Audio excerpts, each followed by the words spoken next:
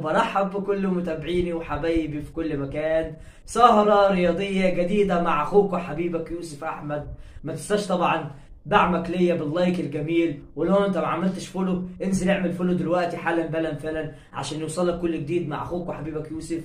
دايما ان انا دايما بسعى لك اجيب لك كل الاحداث الرياضيه المحليه والعالميه. وطبعا يا جماعه كل الشارع المصري غضب ناري، وخاصة من جمهور النادي الأهلي على خسارة النادي الأهلي من بالميراث البرازيلي وأداء هزيل جدا. وتخيل يا صديقي العزيز إن لحد دلوقتي النادي الأهلي ما سجلش هدف في البطولة.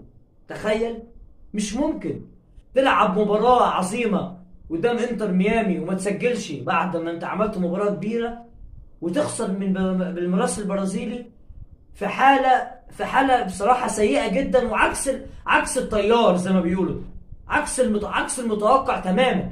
في حين ان انت جبت صفقات وجبت لعيبه يعني، وسبت المراكز بتاعتك اللي انت في اشد الحاجه ليها، زي الديفنس، زي الباك رايت والباك ليفت. بصراحه واحد يقول لي يا عم الاهلي عايز باك ليفت ايه؟ ما في يحيى عطيه الله وفي كوكا عفوا، وفي كريم الدبيس، وفي اليمين في هاني، وفي خالد عبد الفتاح عمر كمان عبد الواحد. لا انت شايف دول ينفعوا؟ وفي الديفنس الاهلي كان المفروض يدعم في الحته ديت يا جماعه. ايه ده؟ حاجه في منتهى الاسترخاء التام. وفوق ده كله اللعيبه راح تعمل جوله سياحه في نيويورك. فين المسؤوليه يا جماعه؟ وقلت زي ما قلت واكرر من جديد، الاهلي ضيع المنافسه ان هو يوصل لابعد نقطه، وضيع التاهل من ايده. انا مش عايز اسبق الاحداث طبعا. واحد يقول لي انت هتفول يا عم، الاهلي لسه ما طلعش. ماشي، ما انا معاك ان كل حاجه وارده في الكوره، بس الاهلي ضيع فرصه ان هو ممكن ان انت تتاهل بالراحه وبسهوله. ليه دايما تحط نفسك في حزب بيرما؟ ما انت اللي صعبتها على نفسك. هو حد صعبها عليك إيه؟ ولا انت اللي صعبتها على نفسك؟ انت نفترض كده مع بعض ان الاهلي كسب انتر ميامي.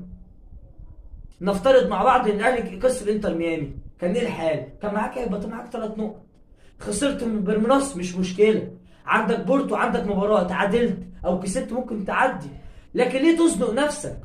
يا جماعه ما زلت بقول الاهلي ضيع فرصه تاهل قدام بانتر ميامي قولا واحدا، في حين ان انتر ميامي كسب بورتو. اهو انتر ميامي الاهلي اللي الناس عماله تقول لك ده فرقه عواجيز. يا عم فرقه فيها ميسي وبوسكيتس وسواريز وجوردي ألبا، فرقه عواجيز ازاي؟